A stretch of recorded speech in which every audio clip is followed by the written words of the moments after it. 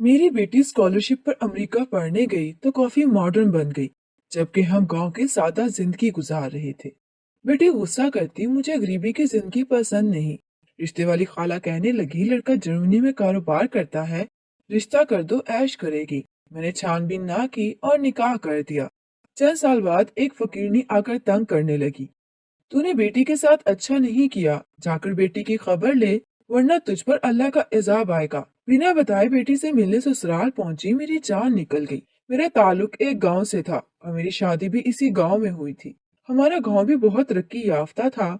यहाँ पर हर तरह की सहूलत मौजूद थी और लड़कों के साथ साथ लड़कियों को भी बराबर की तालीम दिलवाई जाती थी। मेरी एक ही बेटी थी और मेरा शोहर फोत हो गया था। मेरी बेटी बहुत ही ज़हीन थी और खूबसूरत भी। वो हमेशा स्कॉलरशिप पर पढ़ती रही। मैंने शोहर के फोत होने के बाद जानवर वगैरह रख लिए और अपना गुजारा करने लगी। इससे मैं गरीब से खानदान में शुमार होती थी। मेरी बेटी ने बीएस में अपनी यूनिवर्सिटी में टॉप किया तो उसको अमेरिका की एक यूनिवर्सिटी में स्कॉलरशिप मिल गई। मेरे लिए तो ये बहुत ही ज्यादा खुशी और फख्र का मुकाम था, क्योंकि अपने बलबूते पर तो मैं उसको कभी भी बाहर ना भेज सकती थी। मुझे अपनी बेटी के बाहर जाकर पढ़ने पर बहुत ज्यादा खुशी थी। और खुशी क्यों ना होती, वो तो खानदान की पहली लड़की थी जो स्कॉलरशिप पर मुल्क से बाहर जाकर पढ़ रही थी। हमारे खानदान में सब बहुत पढ़े लिखे लोग थे, लेकिन सब ही ने पाकिस्तान से पढ़ा था। कोई लड़की तो एक तरफ, कोई लड़का भी बाहर के मुल्क जाकर नहीं पढ़कर आया था। और अब इस बात पर मेरा फख्र करना तो बनता ही था। मैंने खुशी खुशी अपनी बेटी को अमेरिका जाने की इजाजत दे दी, लेकिन उसके जाने के 2 माह बाद ही जब मैंने उससे वीडियो कॉल पर बात की तो मैं हैरान रह गई कि मेरी बेटी जो यहाँ यूनिवर्सिटी में पढ़कर भी हमेशा गाँव में रहा करती थी, वहाँ वो जीन्स शर्ट पहनकर फिर रही थी। जब मैंने इससे इस हवाले से बात की तो उसने बताया कि माँ, यहाँ इजाजत नहीं है, हमें इस तरह का लिबास पहनना पड़ता है। लोग मजाक उड़ाते हैं, उनके साथ रहेंगे तो उनके असूल तो पूरे करने पड़ेंगे। बात तो मेरी समझ में आ गई, लेकिन खुशी इस बात की थी कि उसने जीन्स शर्ट भी पूरे वाले पहनी थी, पूरे बाजू की और जीन्स भी।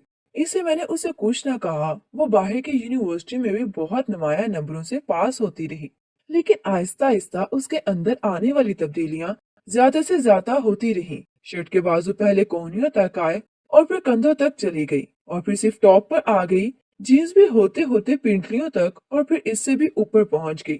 और मैं उसको दबे दबे अल्फाज में टोकती तो थी, लेकिन वो मेरी बात को ज्यादा अहमियत नहीं देती थी। हमेशा कहती, माँ तुम हमेशा गांव में रही हो, यहाँ से कभी नहीं निकली हो, तुम्हें दुनिया के बारे में क्या पता हो। आजकल तो इससे भी बेहतरीन कपड़े आ रहे हैं, आजकल यही फैशन चल रहा है। और मैं जिस मुल्क में रहती हूँ, अब यहाँ पर मैं अब शलवार दुपट्टे के साथ तो नहीं रह सकती।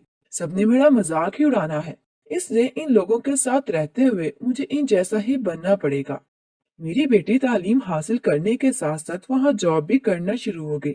मैंने उसे मना किया था कि जॉब की जरूरत नहीं है, तुम तालीम पर ध्यान दो। उसे कहा कि मुझे जॉब की जरूरत है, मेरी यहाँ जरूरतें होती हैं जो स्कॉलरशिप से मिलने वाली रकम से पूरी नहीं होती, इसलिए मुझे अपनी जरूरत पूरी करने के लिए नौकरी करनी पड़ेगी।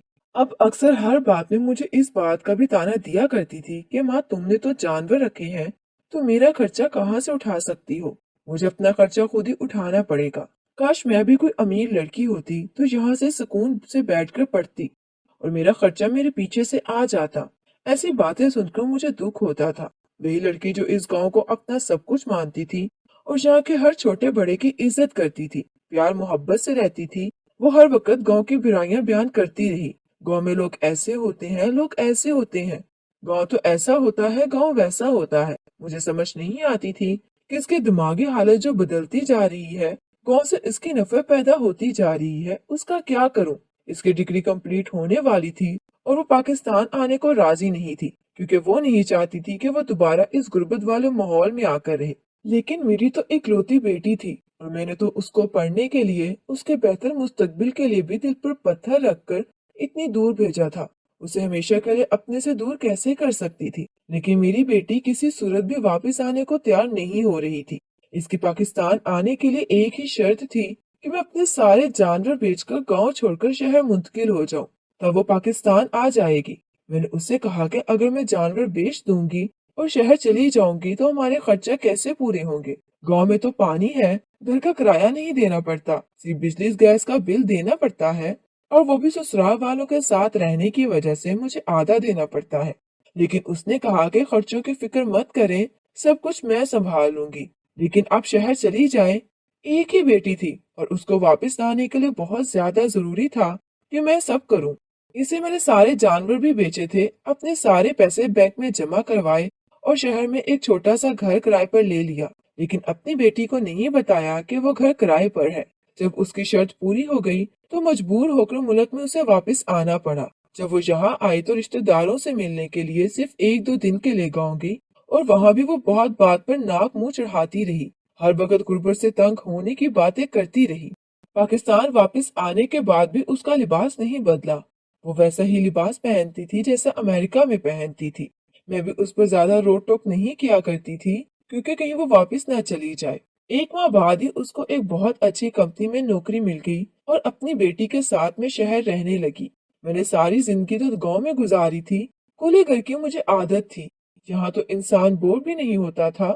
अगर कामों से फुर्सत मिले तो कभी किसी बहन भाई के पास जाकर बैठ कर बात कर सकता है। लेकिन शहर में तो ना कोई जान ना पहचान। वो तो सुबह सुबह तैयार होकर चली जाती और मैं सारा दिन बंद घर में दीवारों से बातें करती रहती। उसने मुझे टीवी लगा कर दिया, इंटरनेट लगा कर दिया। लेकिन जिसने सारी जिंदगी ऐसे काम ना किए हों उसको ये काम क्या अच्छा लगेगा। एक दिन एक औरत हमारे घर आई। उसे मालूम हुआ कि रिश्ते करवाने वाली है। शहर में उस तरह की औरतें होती हैं, लेकिन शहरों में बड़े बड़े मैरिज ब्यूरो भी होते हैं। मेरे दिमाग में आया कि मैं अपनी बेटी की शादी करवा दूं, क्योंकि उसकी यही उम्र है और जिस तरह वो गांव से नफरत का इजहार करती है, उसे गांव में तो शादी नहीं करनी थी। और हमारा सारा खानदान गांव में ही था। शादी करना थी तो शहर में ही कोई अच्छा खानदान देखकर शादी करना थी। मुझे मालूम था कि मुझे खानदान की नाराजगी सहनी पड़ेगी कि खानदान में मेरी बेटी की उम्र के बहुत लड़के थे और इनमें से कुछ की माओ ने मुझसे शादी की बात भी की थी। लेकिन मैं अपनी बेटी की सोच जान गई थी, इससे कोई रिस्क नहीं लेना चाहती थी।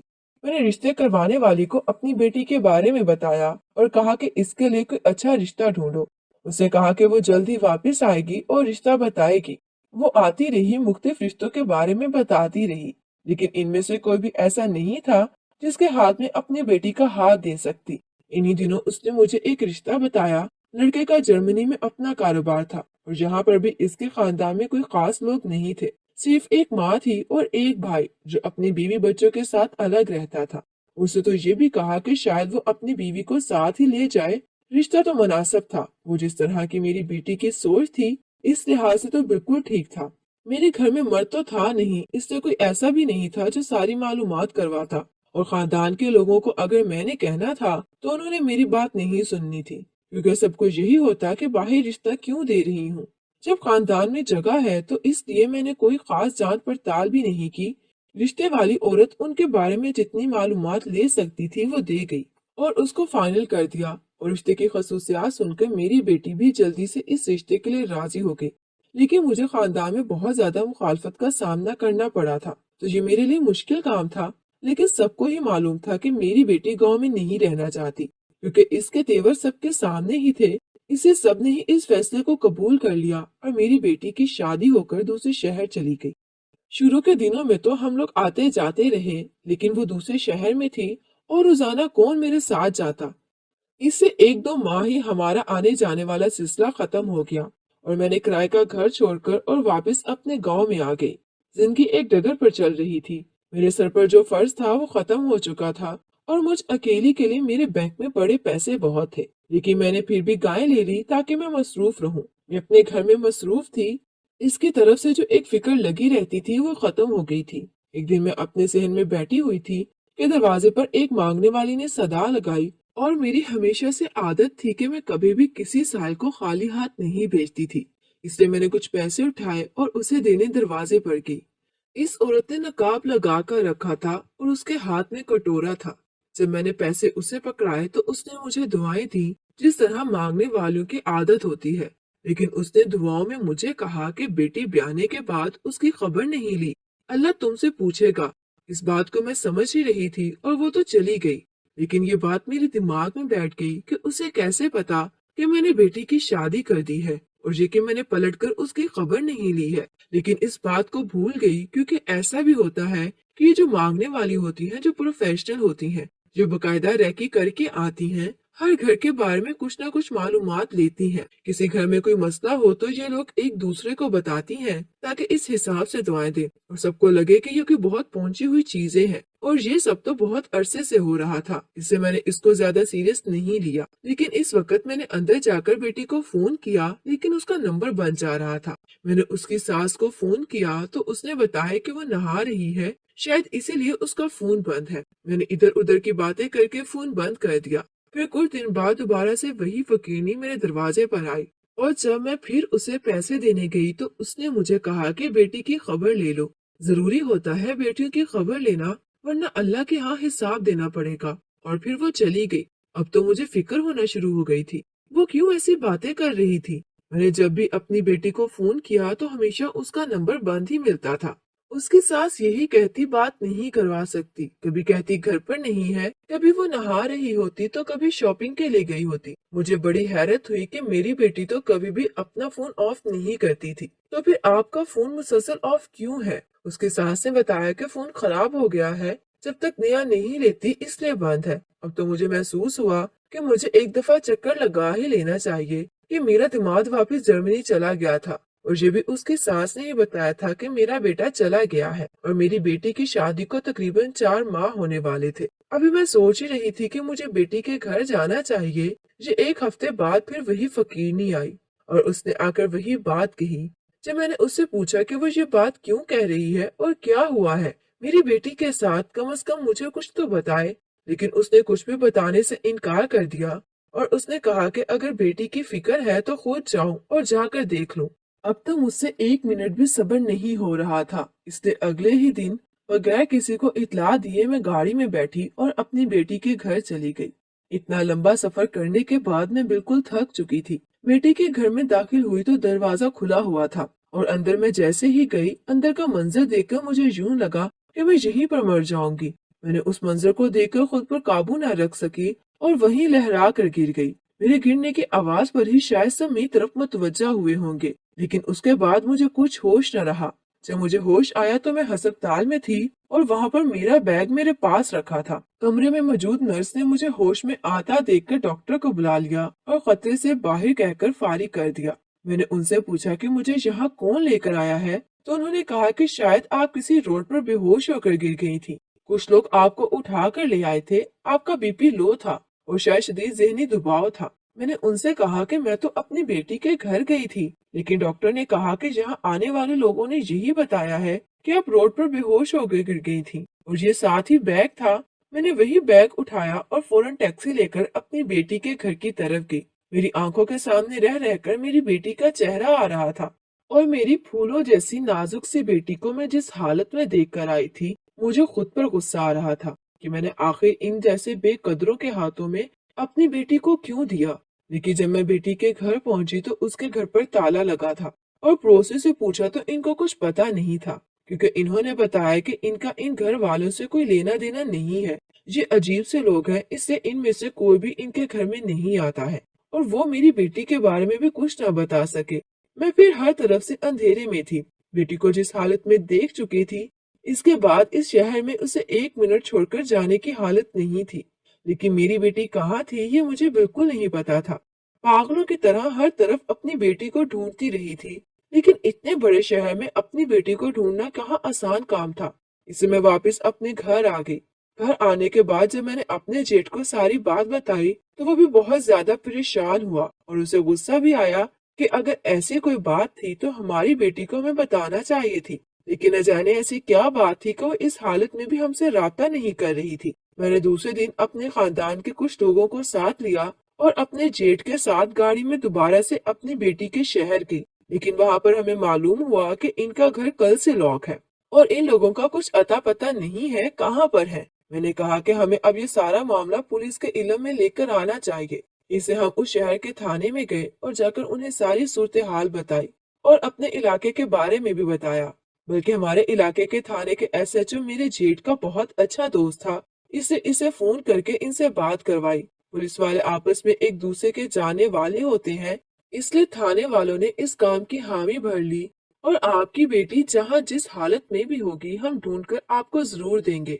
मैंने उनको बताया कि मैं बेटी के घर गई थी और इस तरह एक फकीर ने मुझे सारी बात कही थी। मैंने अपनी बेटी के, अपने दामाद की और उसकी सास और उनके सारे खानदान की तस्वीरें जो मेरे पास थीं, वो सारी पुलिस को दी और साथ ही बता दिया कि जब बेटी के घर गई थी तो वहां दो लोग मेरी बेटी को मार रहे थे। यही मैंने देखा था। मेरी बेटी बहुत बुरी हालत में थी और वो दो लोग इस खानदान के तो बिल्कुल नहीं थे। पुलिस ने हमें तसल्ली दी और घर वापस जाने को कहा और इन्होंने अपनी तहकीक शुरू कर दी और तकरीबन 2 हफ्तों बाद जाकर सिर्फ इतनी सी खबर मिली कि मेरी बेटी कहाँ पर है। पुलिस ने वहां पर छापा मारकर मेरी बेटी को बरामद किया तो इसके साथ बहुत सी और लड़कियां भी थी। जब बेटी को थाने लेने गए तो वहां पर तकरीबन 5 और लड़कियां थी। हर एक पढ़ी लिखी अच्छे खानदान की लड़कियां थी और इनको भी मेरी बेटी की तरह अच्छे खानदान के लड़के का झांसा देकर शादी की गई थी। शादी के शुरू का 1 माह जब तक वालिदैन और दोस्त आते जाते रहते बिल्कुल ठीक था। इसको खानदान की बहू के तौर पर ही इज्जत दी जाती थी। लेकिन जब आना जाना कम हुआ तो इन लोगों की असलियत सामने आई। मेरी बेटी का शौहर इतना घिरा हुआ इंसान था कि उसने मेरी बेटी के साथ बेडरूम में गुजारे हुए लम्हात की वीडियोस बना ली थी और इसको इस वीडियो के जरिए ब्लैकमेल कर रहा था। उसे इसकी सारी डिग्रियां, हर चीज अपने काबू में कर ली थी। इसकी नौकरी तो पहले ही खत्म करवा चुका था और अब ये न सिर्फ घरों की नौकरानी बनकर रह गई थी बल्कि इसके साथ साथ उसे जिस्म फरोशी का काम भी करवाया जाता था और इसको साफ धमकी दी जाती थी कि अगर उसने किसी शख्स को बताना दरकिनार अगर इशारा करने की भी कोशिश की तो उसके ये वीडियो सारी दुनिया के सामने आ जाएंगी। वो दिन में घरों में नौकरानी के तौर पर काम करती थी और रात को जिस्म फरोशी के डेरे पर तवाइफ के तौर पर काम करती थी।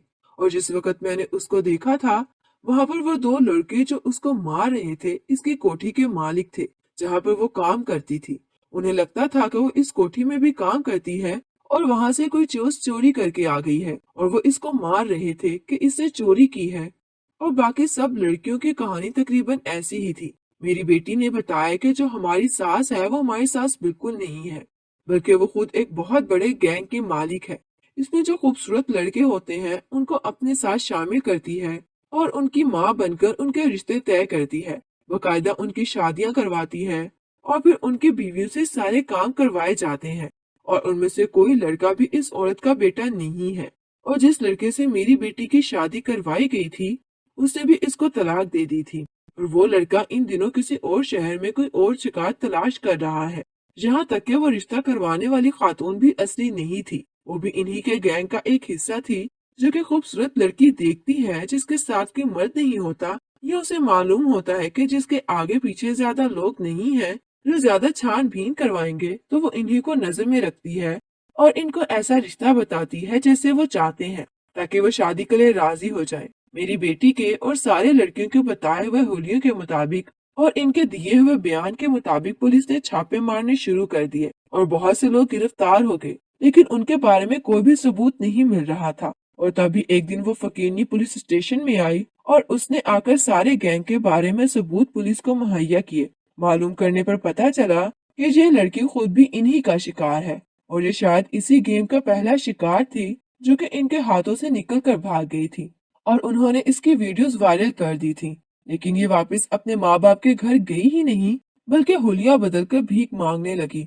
और इसने इनके खिलाफ हर किस्म के सबूत जमा किए। लेकिन इस दौरान वो लोग 6 और लड़कियों की जिंदगी खराब कर चुके थे।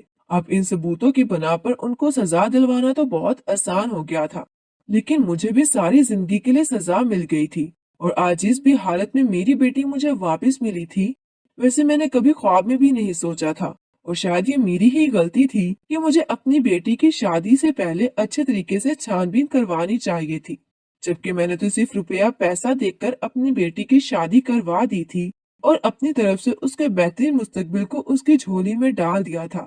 हालांकि यही मेरी सबसे बड़ी गलती थी।